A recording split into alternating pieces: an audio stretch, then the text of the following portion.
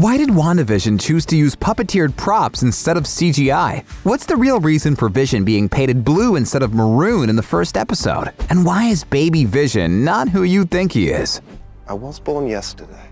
Hi, I'm Clive. Let's dive right in. Not quite so black and white. For the average person, turning a photo or video into grayscale sounds like the simplest thing in the world. I mean, all you have to do is run it through an Instagram filter, right? Unfortunately, it's not quite so simple, really. There's actually a lot of thought that needs to go into it, as explained by WandaVision production designer Mark Worthington. Half of film history is actually in black and white, so the team had to go back to the books and learn about the importance of colors before filming in this format. The reality is that some colors just work better when converted to grayscale, while others don't.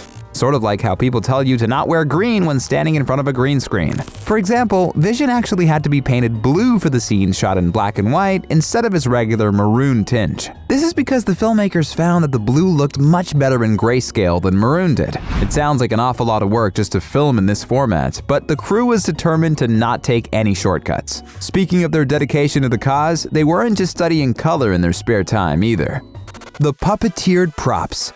In the old days of TV, every special effect that dealt with flying or levitation required a wire or rope to work. CGI was still a few decades from being perfected, so everything had to be practical and doable. Since WandaVision takes place across different time periods and sitcoms, the filmmakers actually decided to use some of the effects of the past, believe it or not. So, in the first episode, when you see all those household items levitating in the air, that was all puppeteered by the crew on set. Talk about going old school here! WandaVision VFX supervisor Tara DeMarco says the filmmakers did their homework and studied the effects from each era and how they were achieved. Then, they replicated them by using puppeteered props, practical film cuts, and even rewind effects. Tara said the following: "We use contemporary technology to help remove the wires and smooth the cut, but many of the effects were shot in camera. We occasionally use CG to bolster the storytelling in a beat where we were missing a wire gag."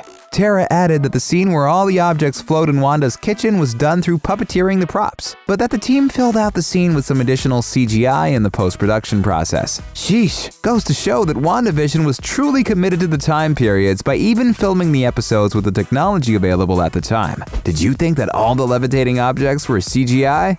The Vision's costume. What does it take to turn Paul Bettany into a maroon-looking android? Actually, a lot of makeup and effort. It's certainly a more practical look than a ridiculous amount of VFX or CGI. If you ask Elizabeth Olsen, she'll tell you that Paul can't even feel his face because of the heavy layers of makeup that goes on him. Well, that's her official reason for him not being able to tell that he was snotting on her when they shared an on-screen kiss that went a little slimy. The makeup team does quite the job on him, though, as even his fellow Avengers co-stars struggle to believe it's actually Paul under all that makeup. Holy shit, it's Ewan McGregor.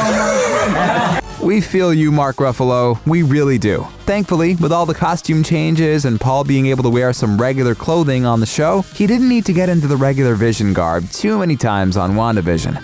However, that didn't stop eagle-eyed fans from spotting a fail in one of the scenes. Oops, looks like someone ran out of paint for one of the scenes. Still, you gotta wonder what's his process for cleaning his face in the evening. It probably takes him a couple of hours to wash all of that off. Doesn't sound like fun at all. Blasting Geraldine. You think the Hulk is the angriest member of the Avengers? Well, guess again, because when Wanda gets mad, you better run for the hills. Geraldine, aka Monica, found this out the hard way on the show.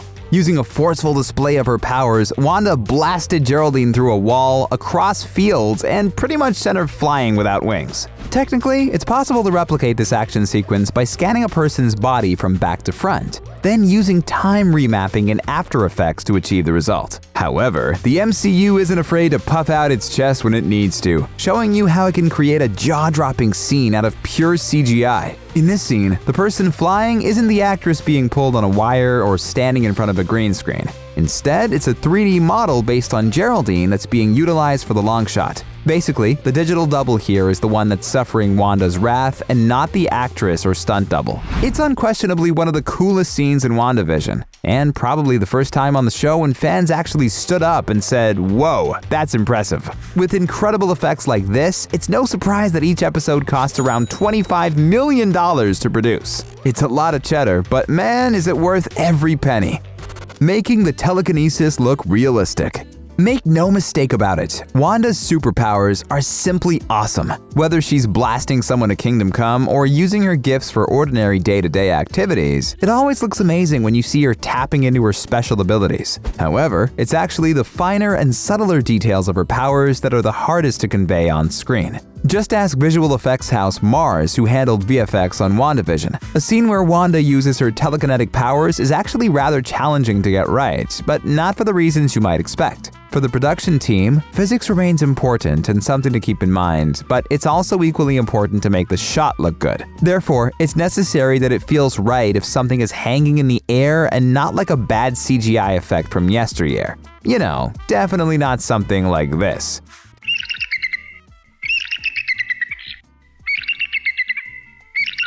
To achieve this objective, the team needed to examine how the VFX interacts with the on-set lighting, if any reflections were crucial to the shot, and even how the effect fits in with other surfaces around it. Ultimately, it was about finding the sweet spot between realism and what looks visually appealing to the audience. Judging by how WandaVision turned out and the overwhelming positive reception, it seems like the team managed to achieve this and then some. Wouldn't you agree? Agatha All Along. It's one of the most memorable and iconic parts in WandaVision, but there are also unexpected CGI secrets hidden in the scene. Not only did it reveal Agnes as the main villain of the show, but it also put together quite the montage of every hidden detail, where she was running the show behind the scenes. Director Matt Shakman revealed that there was a lot of time spent storyboarding the scene and riffing with his effects team on how they put together this monumental moment in an effective and cool way. However, actress Kathryn Hahn had her own ideas too. Speaking of Vulture, Matt explained that some of Kathryn's suggestions were simply too good to ignore. He said, "I remember her coming up with the idea that she should be having a picnic on Wanda's lawn while she's controlling Pietro, 2 minutes before we shot it. So, the prop guy had to create a picnic out of nowhere, and all the VFX scenes were added afterwards in post. But they weren't planned in the original script. Of course, as impressive as this all is, there's no doubt that we all love this scene for its catchy theme song, which was sung by Kathryn as well. The bop actually topped the iTunes charts after it debuted on the series. And now after thinking about it, you'll struggle to get the song out of your head for the rest of the day. Baby Vision's startling true identity. Turns out that Baby Yoda has a contender in the contest for the cutest baby on Disney+. When Baby Vision made his debut, every audience member couldn't help but say, "Aww, what a cutie patootie." Naturally, most fans believe that the pic was a digitally manipulated photograph of a younger Paul Bettany when he was still in diapers. Well, it actually isn't. In fact, the whole thing was a gag between the crew members. WandaVision director Matt Shakman explained to comicbook.com that VFX coordinator Scott McFate actually looks a lot like Paul, and the crew noticed it. So when Paul couldn't find any baby photos that would work for the show, Scott said he had a few that might work. Matt revealed the hilarity that ensued, saying, "And he sent these amazing photos. And then when I sent them through the temp VFX, as we were starting just to kind of do a rough version of what they would look like, they came back and I just couldn't stop laughing." Well, they certainly got us with this one. Still, you can't deny that Scott makes a really cute Baby Vision. Makes you wish that it'd be a great show idea for Disney Plus to greenlight, right? Would you like to find out more about WandaVision? Make sure you watch our video about all the hidden behind-the-scenes secrets on the show. And while you're at it, make sure to like and subscribe to the channel for some more awesome videos. Thanks for watching.